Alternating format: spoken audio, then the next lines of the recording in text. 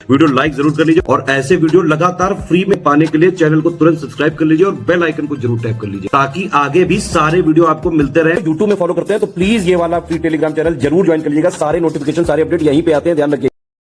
दोस्तों, आप सारे व्यूअर्स का बहुत बहुत स्वागत है एक बार फिर से। जुलाई 2023 का बिहार स्पेशल करंट अफेयर हम लोग कंप्लीट करेंगे। बीपीएससी 69th पीटी के लिए, शिक्षक भर्ती के लिए भी आप इसको पढ़ सकते हैं।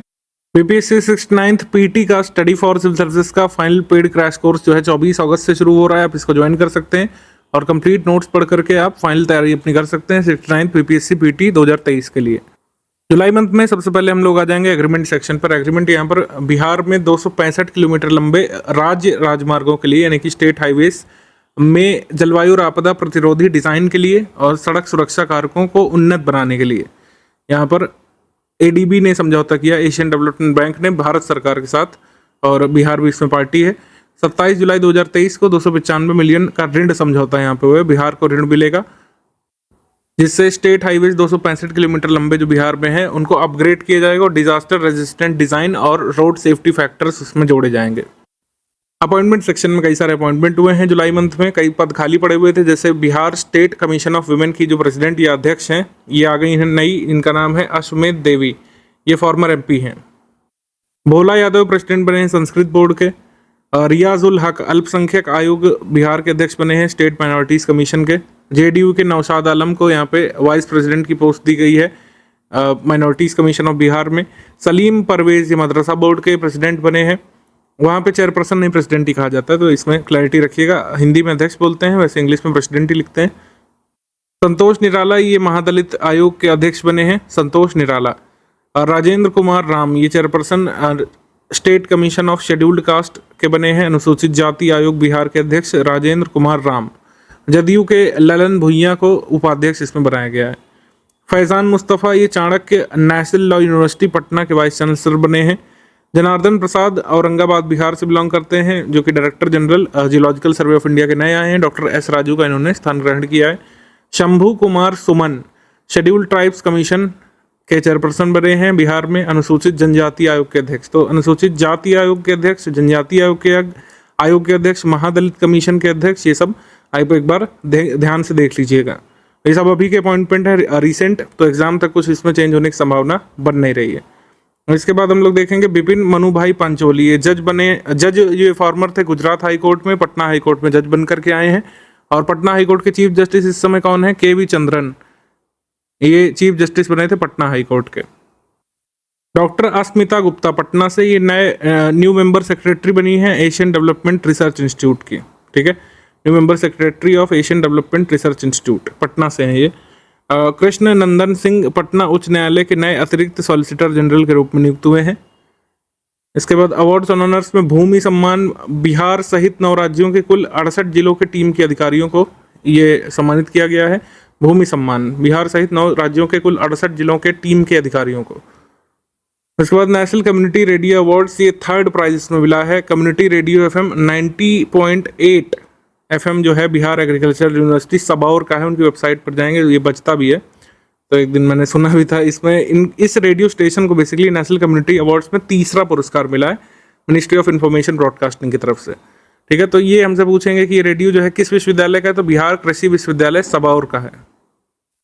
First Bhojpuri film fair award ये पहला अवार्ड है, तो इसमें सब देख लीजिए एक बार। आ सकता है reel icon of the year male में Pawan Singh, reel icon of the year female में Kajal Raghwani, singer of the year male में Pawan Singh, singer of the year female में प्रियंका सिंह, प्रिया जी की मुस्की नामक जो गीत है उसके लिए।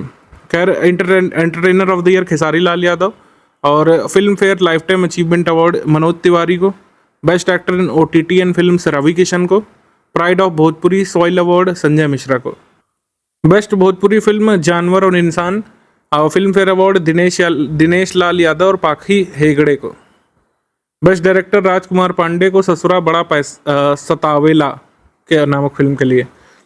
मिसेस इंडिया अर्थ नीतिका सत्या जो कि पटना से उन्हें मिला है ये पुरस्कार। ये इसका ग्रैंड फिनाले हुआ था श्रीलंका में। मिस इंडिया अर्थ नीतिका सत्या। ठीक है, निकिता वैसे ज़्यादातर नाम होता है बिहार में, लेकिन ये नीतिका है, ध्यान रखिएगा। Fit India quiz 2022 state round में इसमें सम्मी जस्सी और हिमांशु कुमार जो कि सेंट्रल स्कूल मोतिहारी से स्टूडेंट हैं, इन्हें ये क्विज में अवार्ड मिला है या क्विज कंपटीशन उन्होंने जीता है।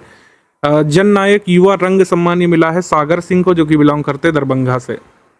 बुक्स एंड ऑथर में देख लेते हैं, नीतीश कुमार अंतरंग दोस्तों की नज़र से, ये पुस्तक लिखी है उदयकांत ने, श्री उदयकांत ने। और शरद यादव सड़क से संसद तक, इसको लिखा है राम पुकार सिन्हा ने। गंगा गंडक नदी जोड़ो परियोजना, रिवर लिंकिंग प्रोजेक्ट है जो है जल संसाधन विभाग बिहार की तरफ से। इसमें क्या कर रहे हैं कि एक लिंक चैनल बनेगा, ये कहाँ से स्टार्ट होगा, गंडक रिवर से, हीरा पाखड़ नाम की जगह से गोपालगंज से, और ये गंगा को जोड़ेगा हाईसपुर नाम की जगह पर सारण से। तो बेसिकली कौन कौन से 2 डिस्ट्रिक्ट इसमें कनेक्ट हो रहे हैं, गोपालगंज और सारण, नियम से पूछा जा सकता है, तो ये ध्यान रखिएगा। इसके बाद आ जाते हैं Bihar biofuels production promotion policy. Bihar cabinet ने Bihar biofuels production promotion policy को अप्रूव किया था। तो इसके तहत क्या होगा कि 15% जो प्लांट और मशीनरी का कॉस्ट आएगा, या अधिकतम 5 करोड़ रुपए का, ये वेव ऑफ किया जाएगा जो बायोफ्यूल प्रोडक्शन प्लांट्स बिहार में लगाना चाहते हैं उन्हें। मेरा शहर मेरी जवाबदेही अभियान, my city my responsibility campaign, जैसे इंदौर में चलाई जाती है इंदौर नगर निगम के द्वारा, वैसे पटना ने भी इसको चलाया था। इसके बाद Bihar labour free cycle scheme. तो इसके तहत क्या होता है, बिहार में लेबर कार्ड धारकों को साइकिल खरीदने के लिए 3,500 रुपये का अनुदान इसमें मिलता है। स्पोर्ट्स में देखेंगे जुलाई 2023 में weight lifting game referee eight Commonwealth games, राष्ट्रमंडल खेल में वेट लिफ्टिंग गेम में रेफरी जो है बिहार की सीवान जिले की सृष्टि सिंह रही थी। ग्रेटर नोएडा में अभी राष्ट्रमंडल खेलों में वेट लिफ्टिंग चैंपियनशिप हुई थी, इसमें सृष्टि सिंह ने रेफरी की भूमिका निभाई थी। समिट्स देख लेते हैं। वन महोत्सव यहाँ पे पटना में मनाया गया था, 10 जुलाई को ये वन महोत्सव हुआ था। 2 माह के अंदर 4 करोड़ से अधिक पौधारोपण किया जाएगा, अनाउंसमेंट किया गया था। और बिहार में वृक्षारोपण की शुरुआत कब से की गई है, 2012 से। 2019 में जल जीवन हरियाली अभियान की शुरुआत की गई थी, और ये कहा गया है कि राज्य का हरित आवरण जहाँ 10% था उसे 15 कर दिया है, और नीतीश कुमार जी ने कहा है कि अब इसको हम 17% तक करना चाहते हैं। इसके बाद मेगा फूड एक्सपो, इसका आयोजन हुआ था गांधी मैदान पटना में। बिहार के उद्योग मंत्री समीर कुमार महासेठ ने इसका उद्घाटन किया था। बिहार में पहली बार फूड प्रोसेसिंग इकाइयों का इतना बड़ा एक्सपो लगा था। किन्नर महोत्सव का आयोजन हुआ था प्रेमचंद रंगशाला पटना बिहार में। और अमृत युवा कलोत्सव का आयोजन हुआ था पटना में। पटना नगर निगम कला एवं संस्कृति विभाग बिहार सरकार के द्वारा आयोजित किया गया था अमृत महोत्सव तत्वाधान में, और इसकी मुख्य अतिथि पटना की मेयर थी। राजगीर मलमास मेला, इसका आयोजन हुआ था ब्रह्मकुंड राजगीर में, ठीक है, राजगीर में। और नालंदा जिले के राजगीर में प्रसिद्ध राजगीर मलमास मेला शुरू हुआ था। प्रयाग हिंदी लिटरेचर कॉन्फ्रेंस बिहार में हुआ था। खादी मेला भागलपुर में लगा था, ये ध्यान रखिएगा। और इसमें घोषणा की गई थी बिहार में जल्द एक खादी मॉल भी खुलेगा। रैंक्स रिपोर्ट्स में बेरोजगारों को नौकरी देने के मामले में जिलावार प्रदर्शन की रिपोर्ट में अररिया टॉप पर है, बक्सर सेकंड पर। प्लानिंग डिपार्टमेंट बिहार के द्वारा दिए गए आंकड़ों के अनुसार माइक्रो फाइनेंस इन इंडिया की रिपोर्ट आई थी क्रिफ हाई मार्क की। इन्होंने बड़ा अनोखा आंकड़ा दिया था। इन्होंने कहा था कि माइक्रो फाइनेंस के मामले में बिहार टॉप पर है, तमिलनाडु सेकंड पर है, ठीक है। इसके बाद state of India environment and in figures, ये रिपोर्ट आई थी सीएससी की, centre for science and environment की। इसमें इन्होंने बिहार को रखा था सभी राज्यों में 27वें स्थान पर, राजस्थान को आखिरी स्थान पर रखा था। सीएजी की रिपोर्ट आई थी states reviving there economy after Covid pandemic, Covid महामारी के बाद अपनी अर्थव्यवस्था को पुनर्जीवित करने के मामले में राज्यों की रिपोर्ट आई थी सीएजी की। इस रिपोर्ट के अनुसार बिहार की अर्थव्यवस्था रिकवरी के मामले में शीर्ष 10 राज्यों में तीसरे स्थान पर रहा था, ठीक है। अर्थव्यवस्था की रिकवरी के मामले में शीर्ष 10 में तीसरे स्थान पर रहा था बिहार। पिछले 5 वर्षों के दौरान जीएसडीपी के उच्चतम स्तर पर ग्रोथ दर्ज की गई है। ग्रोथ रेट जो है 2021-22 में उच्चतम दर्ज की गई 15.05%, ठीक है। अब ये ग्रोथ रेट आप लर्न करेंगे कि नहीं, इसको मैच करना पड़ेगा। जो लेटेस्ट इकोनॉमिक सर्वे आया था उसको देखना पड़ेगा, उसके हिसाब से करेंगे, क्योंकि बिहार का जो लेटेस्ट इकोनॉमिक सर्वे है उसके हिसाब से दिया गया डेटा मान्य होगा, अन्यथा जब तक ये ना बताया जाए कि सीएजी की रिपोर्ट के हिसाब से बताइए, क्योंकि ये ग्रोथ रेट जो है बिहार के इकोनॉमिक सर्वे में अलग भी हो सकता है। वित्तीय वर्ष 2021-22 के दौरान केंद्रीय करों और स्वकर राजस्व की हिस्सेदारी में वृद्धि के कारण जो है राजस्व प्राप्ति 30,630 करोड़ रुपए, यानी करीब राजस्व प्राप्ति में 23.90% की वृद्धि इसमें दर्ज की गई है। बिहार बर्ड सेंसस 2023 का आयोजन हुआ था बॉम्बे नेचुरल हिस्ट्री सोसाइटी के तत्वाधान में।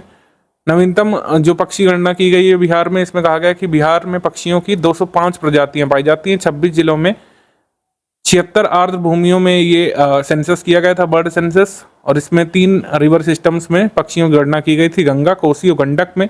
भागलपुर जमुई में जल पक्षियों की सर्वाधिक संख्या, मतलब सर्वाधिक संख्या में प्रजातियां पाई जाती हैं। बेगूसराय में भूमि पक्षी प्रजातियों की संख्या सर्वाधिक पाई जाती है। मतलब भागलपुर और जमुई में जल पक्षी ज्यादा पाए जाते हैं और यहाँ पे बेगूसराय में भूमि पक्षी अधिक पाए जाते हैं। NFHS 5 का जो सर्वे हुआ था, इसमें कुछ आंकड़े आए थे, जैसे संस्थागत प्रसव के मामले में मुंगेर जिला टॉप पर है बिहार में। इंस्टीट्यूशनलाइज्ड डिलीवरी के मामले में कौन सा जिला टॉप पर है बिहार में? मुंगेर है, ध्यान रखिएगा। संस्थागत प्रसव के मामले में जो वृद्धि दर हुई है उसकी अगर बात करें, सबसे ज्यादा वृद्धि दर्ज की गई सीतामढ़ी में। इसके बाद तीसरा, ये निर्यात तत्परता सूचकांक जो नीति आयोग का आया था, इसमें सभी राज्यों में से बिहार की रैंक कितनी है? 22वीं है, ध्यान रखना है, ये डायरेक्टली आ सकता है। 22वां स्थान प्राप्त किया बिहार ने। बिहार ने देश के कुल निर्यात में कितना योगदान दिया है? मात्र 0.52% का, ये भी आ सकता है।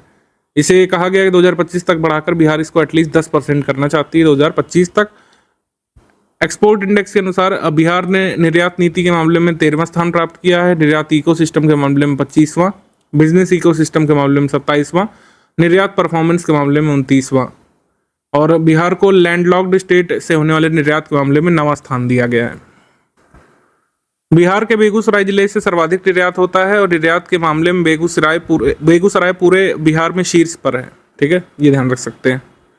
उसके बाद है कि second national multi dimensional poverty index जो आया था, इसमें बताया गया था कि बिहार राज्य में 2.25 करोड़ लोग जो है गरीबी रेखा से बाहर आए थे, और इस प्रकार गरीबी रेखा से बाहर आए व्यक्तियों के प्रतिशत के मामले में जो है बिहार शीर्ष पर है। बिहार में पूर्ण बहुआयामी निर्धनता सूचकांक में सर्वाधिक तीव्र गिरावट दर्ज की गई है। बहुआयामी निर्धनता सूचकांक में निर्धनों की तीव्र गिरावट के मामले में बिहार के बाद मध्य प्रदेश, फिर उत्तर प्रदेश है। मतलब परसेंटेज वाइज जो मैंने बताया था यूपी करंट में भी, कि परसेंटेज वाइज जो है अगर हम देखें, सर्वाधिक जो है लोग गरीबी रेखा से बाहर आए हैं बिहार से। अगर नंबर वाइज देखें तो सर्वाधिक लोग गरीबी रेखा से बाहर कहाँ से आए हैं? यूपी से आए हैं। तो ये दोनों चीज़ें अलग अलग हैं। नीति आयोग की बहुआयामी निर्धनता सूचकांक की रिपोर्ट में कहा गया कि बिहार में मछली उत्पादन में वृद्धि हुई है, ठीक है, और ये भी कहा गया कि दुग्ध उत्पादन में भी वृद्धि हुई है बिहार में।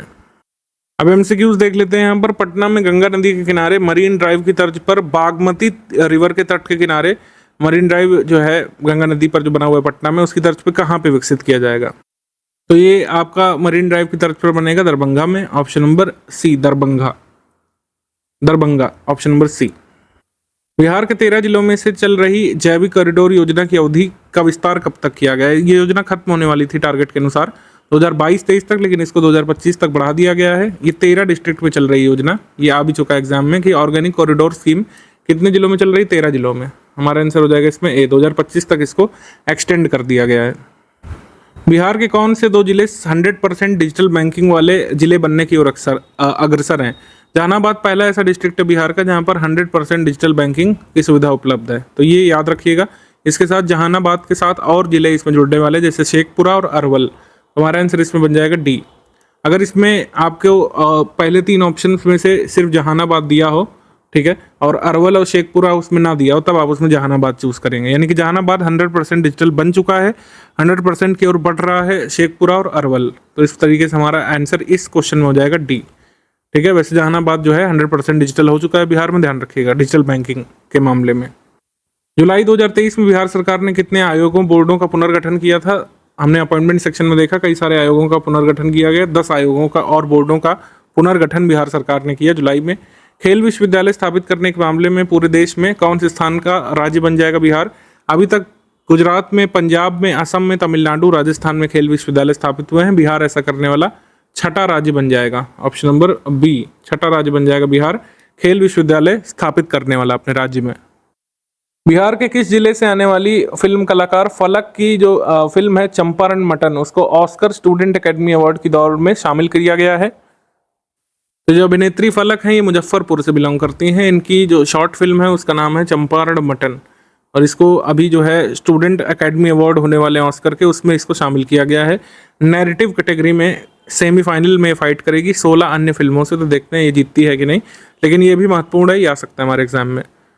इसके बाद है कि बिहार को उत्तर प्रदेश, झारखंड, बंगाल से जोड़ने वाली काशी यानी वाराणसी कोलकाता एक्सप्रेसवे को राष्ट्रीय राजमार्ग का दर्जा मिल गया है। इस एक्सप्रेसवे को क्या नाम दिया गया है? काशी कोलकाता एक्सप्रेसवे जो है ये है NH319B है, NH319B है, ऑप्शन नंबर बी। वाराणसी के रेवासा गांव से ये NH19 से सड़क शुरू होगी, चंदौली होते हुए बिहार के चांद में प्रवेश करेगी। ठीक है, कुल लंबाई 610 किलोमीटर होगी इसकी और 2026 तक इसको पूरा करने का लक्ष्य रखा गया है। बिहार में सड़क की लंबाई होगी 159 किलोमीटर। इसके बाद देश को सेमीकंडक्टर हब बनाने के लिए केंद्र सरकार ने चिप टू स्टार्टअप योजना शुरू की है। इसमें कितने शैक्षणिक संस्थानों को शामिल किया गया है? IIT पटना, NIT पटना और IIT भागलपुर को इसमें शामिल किया गया है। तो कुल कितने संस्थान हो गए? 3, ऑप्शन नंबर ए। 5 जुलाई 2023 को राष्ट्रीय जनता दल राजद का कौन सा स्थापना दिवस बनाया गया था? तो राजद का ये 27वां स्थापना दिवस था, ऑप्शन नंबर ए। हाल ही में बिहार में 2 नई कोयला खदानों की खोज की गई है। जो है किस जिले में 2 नई कोयला खदानों की खोज की गई है? भागलपुर के मिर्जा गांव में और लक्ष्मीपुर में 2 नए कोल ब्लॉक्स यहाँ पे खोजे गए हैं, तो ये ध्यान रखिएगा। मिर्जा गांव, लक्ष्मीपुर, तो आंसर यहाँ पे हो जाएगा सी, भागलपुर। 2 नए कोयला ब्लॉक्स यहाँ पे खोजे गए हैं। बिहार सरकार लक्ष्मीबाई सोशल सिक्योरिटी योजना के तहत विधवा महिलाओं को कितने रुपए आर्थिक सहायता देती है? 300 रुपये माह देती है, ऑप्शन नंबर बी, 300। इसके बाद वाल्मीकि टाइगर रिजर्व की सुरक्षा व्यवस्था को सुदृढ़ करने के लिए कितने जवानों के स्पेशल टाइगर प्रोटेक्शन फोर्स का गठन किया गया है? तो इसमें ये महत्वपूर्ण है कि कितने लोगों द्वारा ये टाइगर फोर्स बना। ये पूछ सकते हैं कि टाइगर प्रोटेक्शन फोर्स कहाँ पे तैनात की गई है? तो तैनात की गई है वाल्मीकि टाइगर रिजर्व में। वाल्मीकि टाइगर रिजर्व जो है ये हमको किस जिले में देखने को मिलता है? जल्दी से कमेंट करके बताइए। तो 80 जवानों का ये टाइगर प्रोटेक्शन फोर्स यहाँ पे बनेगा, ऑप्शन नंबर बी यहाँ पे सही है, बी। बिहार के किस जिले के 4 युवाओं द्वारा एक मैग्नेटिक आर्सेनिक रिमूवर डिवाइस को बनाया गया है? तो पटना का ही ये कह सकते हैं हम लोग वैज्ञानिक हैं। पटना के साइंटिस्ट अभिजीत कुमार अक्षत शांभवी ने मुख्य भूमिका निभाई है। ये है जो बेसिकली क्या है, मैग्नेटिक आर्सेनिक रिमूवर डिवाइस है। बिहार का चौथा नदी थाना यानी कि रिवर पुलिस स्टेशन जो है कहाँ पे बनेगा? तो बिहार का चौथा नदी थाना बनेगा आपका दरभंगा में। ठीक है, तो इसमें दरभंगा ऑप्शन में है नहीं ABC में, तो हमारा आंसर हो जाएगा इसमें ई, उपर्युक्त में से कोई नहीं, नन ऑफ द अबव। ये बाढ़ के समय दरभंगा के कुशेश्वर स्थान, पूर्वी समस्तीपुर, खगड़िया के दियारा में नावों के माध्यम से जो अपराध होते हैं उस पर लगाम कसने के लिए ये आपका चौथा बिहार का नदी थाना बनाया गया है। बिहार सरकार के अनुसार 7 निश्चय सेकंड फेज योजना के अंतर्गत किस वर्ष तक हर खेत को सिंचाई की सुविधा प्रदान की जाएगी? और हर खेत को पानी की सुविधा मिलेगी, ऑप्शन नंबर ए, 2025 तक, ऑप्शन नंबर ए। बिहार के किस जिले में भगवान बुद्ध की देश की सबसे ऊंची प्रतिमा बनाई जा रही है 108 फुट की? तो ये बन रही है नवादा में, ऑप्शन नंबर ए, नवादा में। बिहार सरकार द्वारा शराबबंदी कानून में परिवर्तन किया गया है, संशोधन। इसमें कहा गया कि मद्य निषेध कानून के उल्लंघन में जब्त किए गए वाहनों को कितनी राशि जमा करके छुड़ाया जा सकता है? तो वाहनों को 5 लाख रुपए जुर्माना दे करके आप छुड़ा सकते हैं, ऑप्शन नंबर सी। जुलाई 2023 में लॉन्च किए गए चंद्रयान 3 के वैज्ञानिकों की टीम में जो रवि कुमार शामिल थे वो किस जिले से हैं? रवि कुमार शामिल थे, ये सीतामढ़ी से हैं, option number C. Sickle cell anaemia रोग से बिहार का कौन सा जिला प्रभावित है? तो सिकल सेल एनीमिया रोग से पश्चिमी चंपारण, पूर्णिया, बांका, सीवान, जमुई और कटिहार प्रभावित है। तो इस तरीके से हमारा आंसर हो जाएगा इसमें ऑप्शन नंबर डी, उपर्युक्त में से एक से अधिक, क्योंकि इसमें वेस्ट चंपारण भी है और पूर्णिया भी है। इसके अलावा बिहार सरकार ने किस पोर्टल के अंतर्गत चहक कार्यक्रम को शामिल किया है? तो चहक कार्यक्रम यानी कि children happiness in ambience and acquiring knowledge, तो ई शिक्षा कोर्स पोर्टल में चहक प्रोग्राम को शामिल किया गया, option number B, option number B यहाँ पे सही है। इसके बाद बिहार सरकार के किस विभाग ने सभी जिलों में एक मेगा स्किल केंद्र खोलने का निर्णय लिया है? ये मेगा स्किल केंद्र खोला जाएगा डिपार्टमेंट ऑफ लेबर रिसोर्सेज के द्वारा, ऑप्शन नंबर सी, श्रम संसाधन मंत्रालय के द्वारा, ऑप्शन नंबर सी। NTPC में पटना के पास, पटना में हाईवे के पास जो बाढ़ नामक प्लांट है, इसकी चौथी इकाई की विद्युत उत्पादन क्षमता कितनी होगी? तो यह है 660 megawatt, option number C, 660 megawatt. तो बाढ़ नामक प्लांट जो है ये कहाँ पे है? ये है पटना में, बिहार में। मछली रिसर्च सेंटर का निर्माण जो है ये कहाँ पे किया जाएगा? तो फिश रिसर्च सेंटर का निर्माण किया जाएगा पटना में, ऑप्शन नंबर ए यहाँ पे सही है, पटना।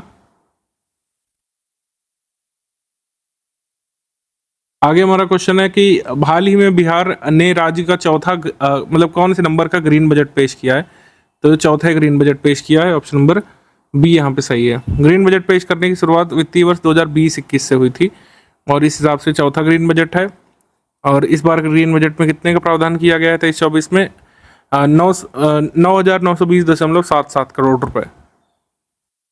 चालू वित्तीय वर्ष 2023-24 में ग्रीन बजट राजकीय बजट का कुल कितना प्रतिशत है? 3.79%। ये बहुत जरूरी फिगर है। Bihar chamber of commerce and industry सदस्यों को 18 से 22 अक्टूबर 2023 के बीच होने वाले ट्रेड एक्सपो में शामिल होने का आमंत्रण कहाँ से आया है? तो ये ट्रेड एक्सपो इंडोनेशिया में होना है, वहां बुलाया गया बिहार चैम्बर ऑफ कॉमर्स के सदस्यों को। Option number A Indonesia. Bharat West Indies की जो T20 सीरीज हुई थी, इसमें तेज गेंदबाज मुकेश कुमार शामिल हुए थे। ये कहाँ से हैं? ये गोपालगंज से बिलोंग करते हैं। इंडियन टीम में इनको शामिल किया गया था, ए।